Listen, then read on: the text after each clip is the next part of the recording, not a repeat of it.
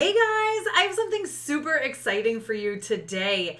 I was able to speak to Michael Lasker, who is the VFX supervisor for The Mitchells versus the Machines. You guys, if you have not yet watched this movie, it is available now on Netflix, and trust me, do not sleep on this film. It is so much fun. It is fun for every single human being. And if you don't like this movie, then I'm sorry, you don't like to have fun. Listen, I know everyone has their own opinion, and that's fine, but for real, this movie is an absolute blast, mostly because of just how absolutely visually stunning this movie is. Yes, the plot is amazing. Yes, it is hilarious. Yes, the voice acting is incredible. But this movie is so much fun to watch. It combines so many different things from 3D, 2D, hand drawn. I mean, it's incredible what they do with this film visually. They push the envelope, and you can tell they had a lot of fun with it. So I was thrilled to talk to Michael, the VFX supervisor, about this movie, all the challenges they overcame, everything that the VFX department overcame, and just how they pushed the envelope, and how you can tell they all really had an absolute blast making this movie. So I hope you enjoy. Hey, Tessa from Mama's Geeky here. Thank you so much for stopping by my YouTube channel. Thank you for joining me today, Michael. I'm thrilled to be here. Listen, I love this movie, as you can probably tell from everything. This is my favorite movie of the year so far, and I truly don't see it being beat. So, what was it like to work on such what feels like a very fun project?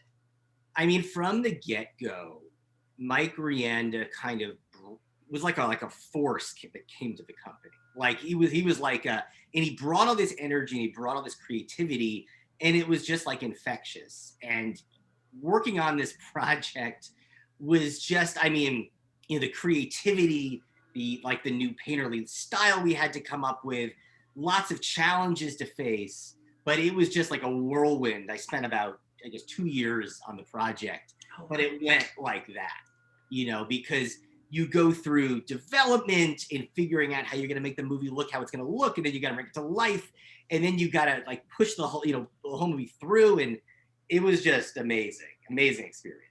Yeah, well, one of my favorite things about it is it's absolutely just gorgeous to watch. The plot is incredible, it's hilarious, but it's just absolutely visually stunning. There's so many different aspects. So can you talk about how there's 3D, there's 2D, there's hand drawn, it's crazy. So can you talk a little bit about that? Yeah, so one thing we worked with the visual development team, with Lindsay, the production designer, Toby, the art director, and Mike and Jeff, was working with getting us an image of what does this movie look like? What's the closest thing you can give us to what your idea of the final look is? And we worked with them, and they gave us this really cool image of Rick and Katie in front of the house.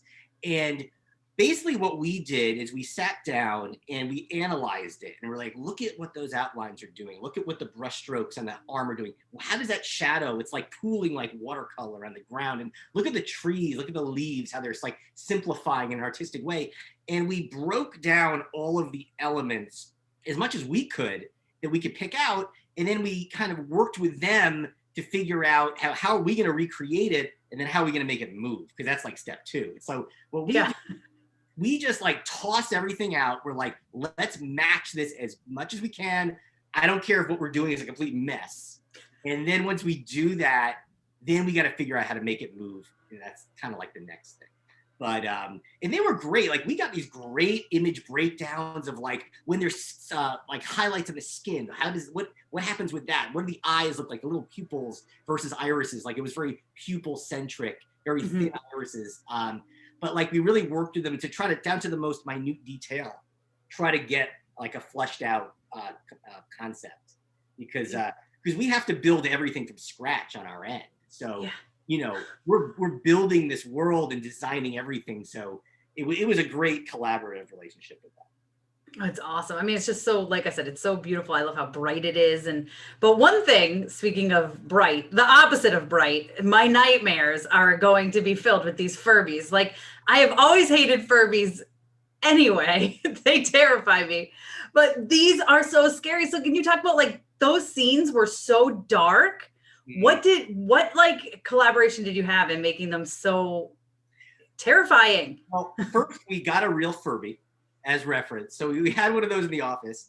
And so, the first thing we did was we recreated one, and we gave it all the different variations so you could look at a bunch of them on a shelf and they looked like real Furbies. And then we built the massive one, right? So we needed this 50-foot Furby, and we had to like make it look like it was huge. So we groomed fur and hair, but we had to do it so it looked massive. So when he moved around, you'd see it kind of like flowing, and you feel the weight of this thing. And we spent a lot of time on like the eyes, like a close up of when he first opens his eyes. Like we spent a lot of time on that shot, making sure the light hit it the right way, the shadows cast the right way, the pupils and the irises on the Furby looked right. And then you have shots like when it's coming down the hall and you don't know what it is yet. You see like the shadow coming around the bend.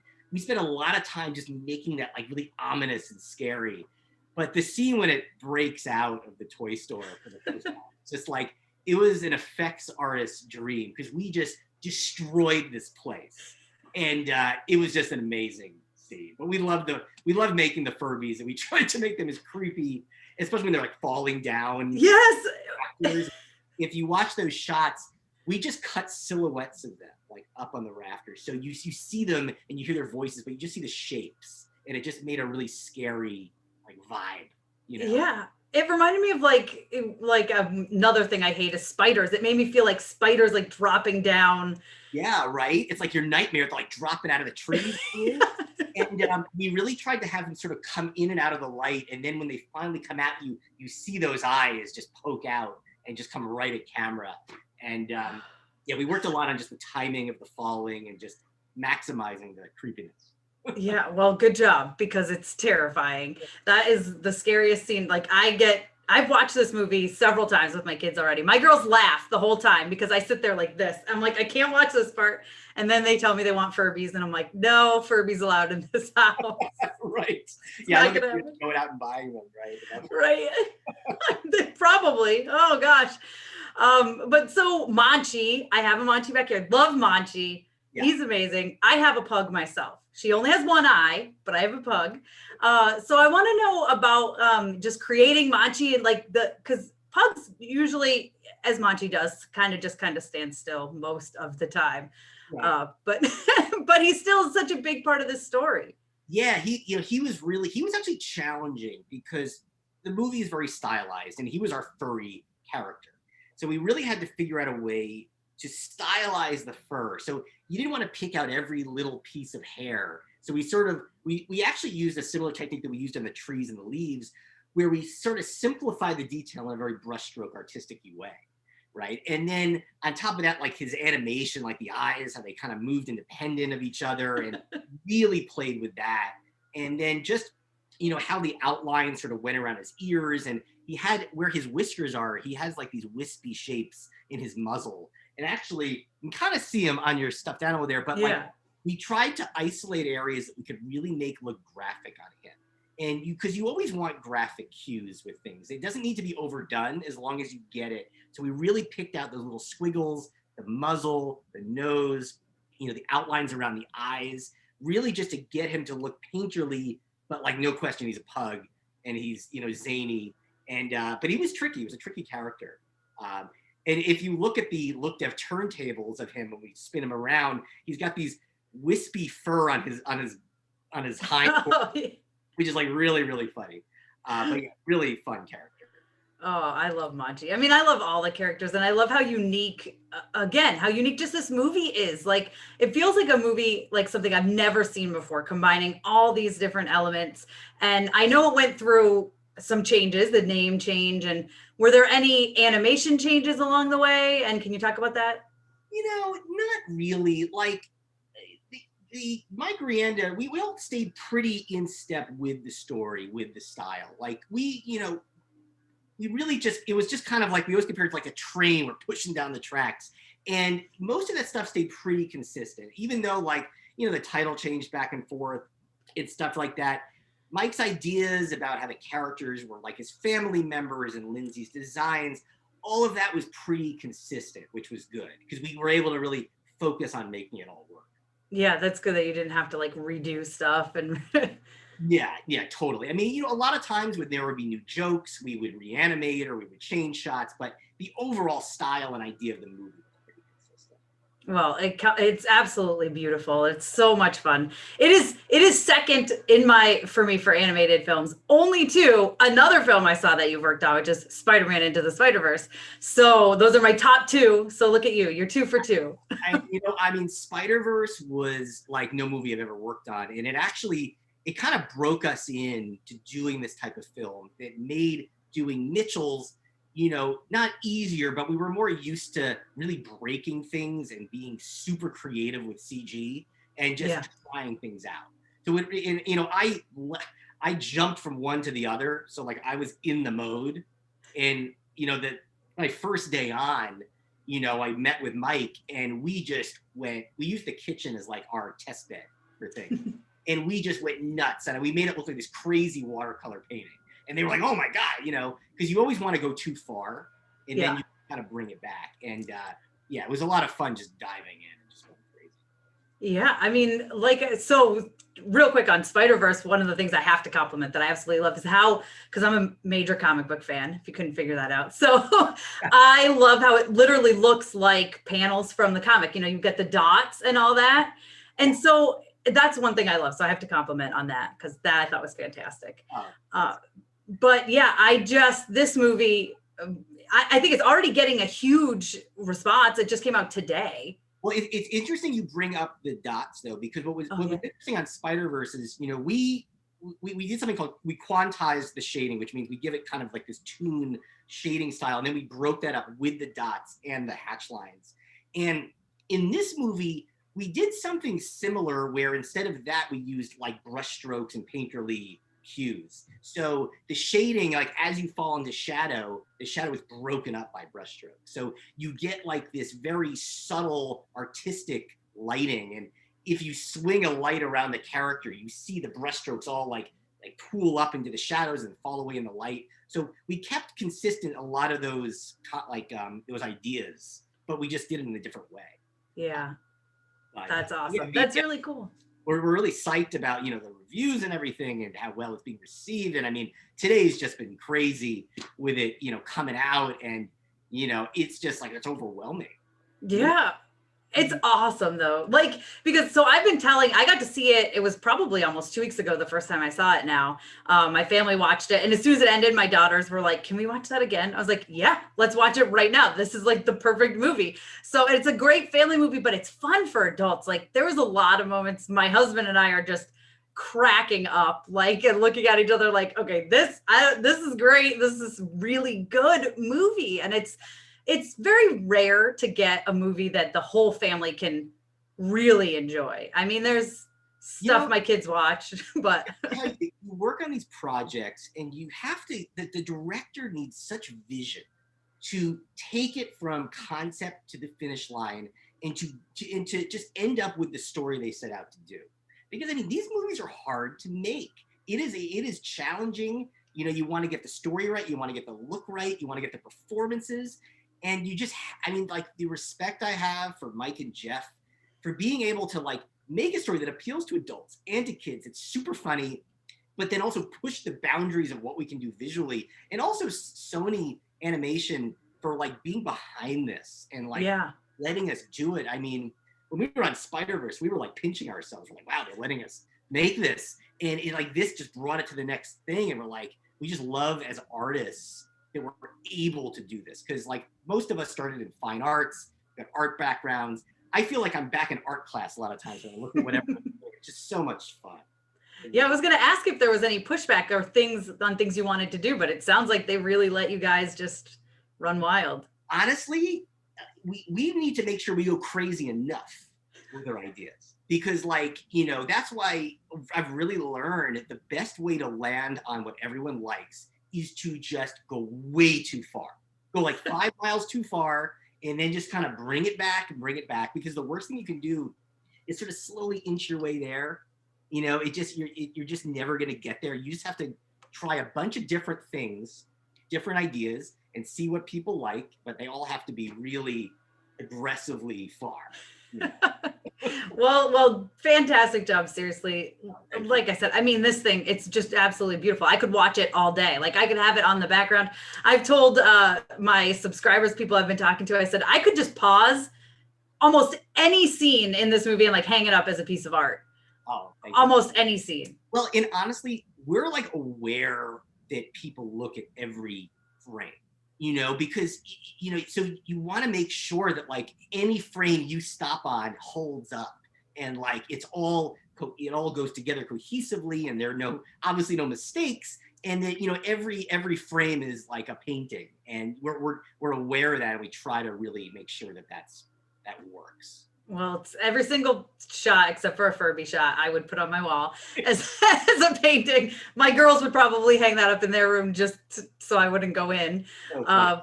But yeah, the feedback has been incredible. And I was going to ask you about how it feels, but it sounds like you said it's just really completely overwhelming. You spend like years of your life on this stuff, and when it's fun, it's weird when you're done, and we all become a family too. It's like what I say to people is you spend like this section of your life with these people, and then it's weird. Like you can section off at least. I work on these projects for 1.5 to 2.5 years at a time, and you really become a family. This is a family film, so it was just great that we got so close. And then you finish it, and you put it out into the world, and you pray that people are gonna like it, and that like the story, the art, and this has just been like we're like, oh my, yeah, we just can't believe, it's just amazing. I was like, I'm shocked. I think I tweeted it earlier. Someone had said it was 97%. And I'm like, how is it only 97%? Like, who doesn't like this movie? I know, it's so easy to focus on the negative, but you just got to be like, all right, well, most people like it. Right. 97%. That's pretty darn good, especially for the first day. Like everyone's like over the moon about that percent. I mean, you can't hope for better. No, it's amazing. It's absolutely, I mean, there's that 3% there. I don't know. They need to think about their life decisions, I think. Some people just like to rock the boat, and I don't know, but everyone's got an opinion. And one thing I've learned, because every movie I've ever worked on, when the first trailer comes out, I mean, honestly, when the first Spider-Verse teaser came out, there were a lot of people that were like, what's with the frame rate, and what's with the 3D depth of field? And there are always going to be people that first have to get used to new things, new styles, and you can't please everyone in the end. That's true. So what was your biggest challenge working on this? Because it feels like there must have been a lot of challenges. What's hard about this work is, especially, I've worked in CG for a long time. And, you get used to certain principles, like how you render eyes, how you do hair, how you build models. And what's amazing about these projects is you have to break all that down and just redo it completely in a new way. And it's really hard, but it's also like invigorating as an artist, because it's like, you're doing stuff that's completely new that we've never done, and you have these challenges that are really fun to figure out. So it's a challenge, but it's just fun work, and it's very artistic. And that was really the biggest thing of these movies. They're just like, as an artist going into them, you just you're almost like a kid again in a way, doing this. It's like, I every meeting you're looking at new things, and you're collaborating with the visual development department, and you're all trying to solve the same problems, and they help you, and we teach it back to them, and it's just this ongoing just collaboration. It's amazing. I mean, I love it. Like, honestly, I love doing it. It's fantastic. Well, hopefully, are things starting to get back to normal? Because I know with the pandemic, probably things were a little different. Were you working from home a lot? Yeah, well, we finished not the majority of the movie, but a lot of the movie when we were still in the office. So we had to move everyone home. But fortunately, we were like going. So when you're at home, you're not seeing stuff on the big screen. I had to go in a few times, but we'd already finaled like at least half the movie already. So that made it a little bit easier.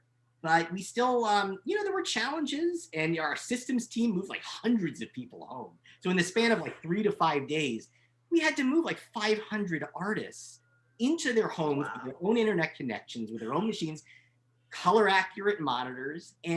But honestly, everyone was so flexible. and worked so well together. I kid you not, it got more productive at home. People Really? produced more work, and it was amazing. And internet connections, after a bit, everyone was good, and upgraded their systems or whatever they had to do. And yeah, people really loved working at home. And we have a very collaborative, communicative art form. Like when I was, you're always asking the person next to you, oh, check this out or this or that. So you had to get used to not having like your hallway conversations. Yeah.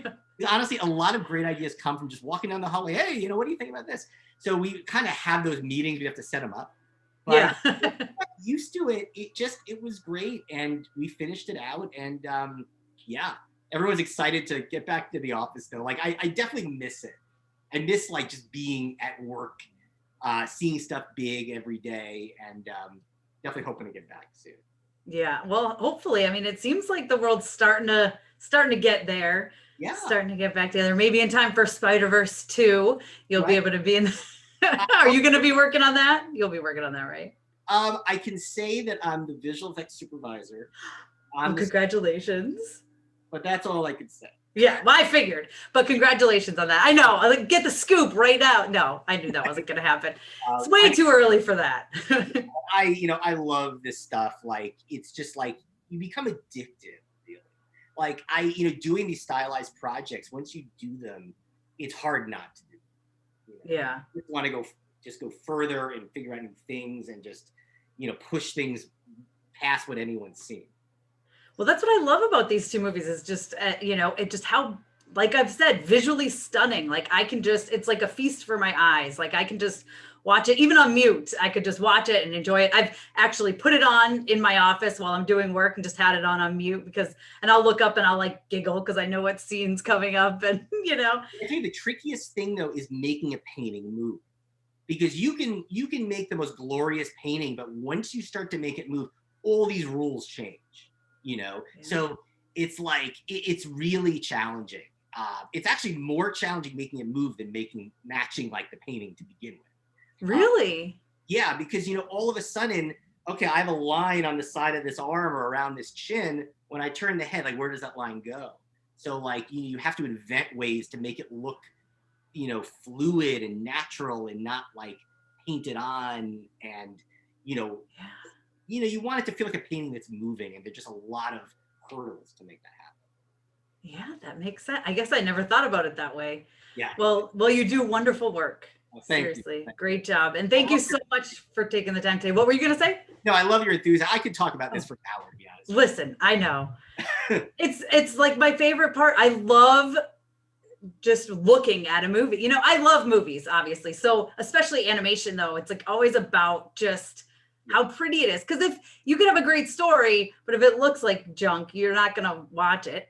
Right. Exactly. And we as artists, we want to, what always invigorated me was like that wow. Like whenever I do reviews, I look to see what their initial reaction is. Once an image comes up, if they're like, and then they may make notes, but you want that initial excitement because that's like their raw reaction.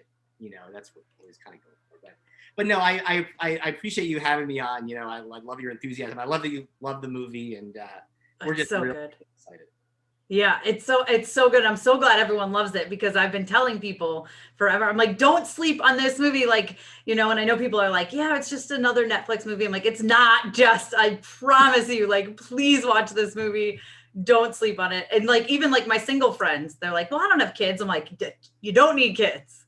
I promise you, this movie is going to be fun. It's just all around fun. And like you talk about opening shots. I mean, the very beginning of this is just it sucks you right in. Visually and story wise, but you're like, what's going on? There's this robot apocalypse. What's happening? So, and one last thing I'll say, go for it. Is that when I came on the film, Mike's big kind of conceptual directive was like, we've got the human world and the robot. The human world has to look handmade. The robot world's got to look very crisp and clean. And these characters need to kind of exist in all these worlds. So everything we built we had to kind of evolve it and change it over the course of the movie. So Rick still looks like Rick in Act 3, but maybe his outlines aren't as as varied and illustrative. Maybe he looks a little bit, you know, crisper and cleaner because he's in this robot like Pal's office, you know. So like everything we did, we had to be able to manipulate it and lessen it or make it more. So I love that. I love that so much because that's stuff you don't think about, but then like I gotta go back and it's like subliminal, and you know it's subtle. I mean, I'm not gonna say you're not gonna look at it like, oh my god, but you just it's enough that they all fit together. Right, makes it cohesive. Yeah, makes it yes. I love that. Well, seriously, you are a talent, and I can't wait to see Spider-Verse 2 and then whatever you do after that and after that and after that, because I know it's gonna all be incredible. And push the envelope, which is just absolutely perfect. And I love that. What it's all about, right? You know? Yeah. Seems like you have fun on this. And that's, I mean, you can tell it comes across because it is such a fun, visually stunning, I'll say it again, movie, you know? It's absolutely beautiful. Animation, and, you know, there's a passion that all the artists have. And it just kind of, it comes through in the work. And, yeah. No, I thank you very much. Of course. Well, thank you for taking the time. Seriously, this was so great. Thank you for speaking with me today. I so appreciate it. No, totally. Anytime. It's been a pleasure.